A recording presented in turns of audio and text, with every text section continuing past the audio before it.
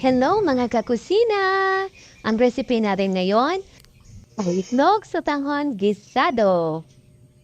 Tara, umpisahan na natin. At dito gagamit lang tayo ng 1.5 ounce na sotanghon. At ilalagay lang natin dito sa lalagyan at lagyan lang natin ng mainit na tubig. Inubog lang natin ng 5 to 7 minutes. At dito sa ating frying pan, maglagay lang tayo ng mantika at 2 itlog. I-mix-mix lang natin para maghiwa-hiwalay ang itlog. Ang sarap po nito, tanggulam at pangmeryenda. Lagyan lang natin ng konting asin at paminta at mix-mix natin ulit. Pwede na natin ito hanguin at set aside lang muna natin. At dito pa rin sa ating frying pan, maglagay lang tayo ng butter. Kung walang butter, pwede naman po mantika lang. At ilagay na natin ang onion at garlic.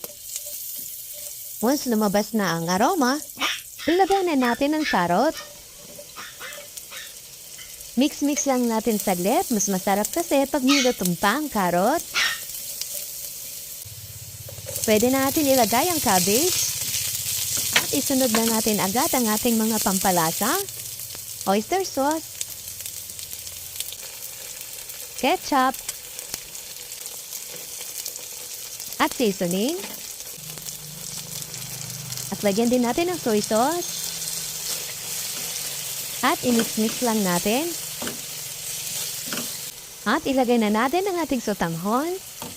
Mix-mix lang natin. At ilagay na rin natin ang itlog.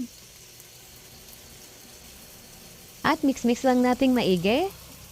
Kung nagustuhan niyo ang ating recipe, pakipollow na lang po ang page at pakishare ang ating video. Salamat po!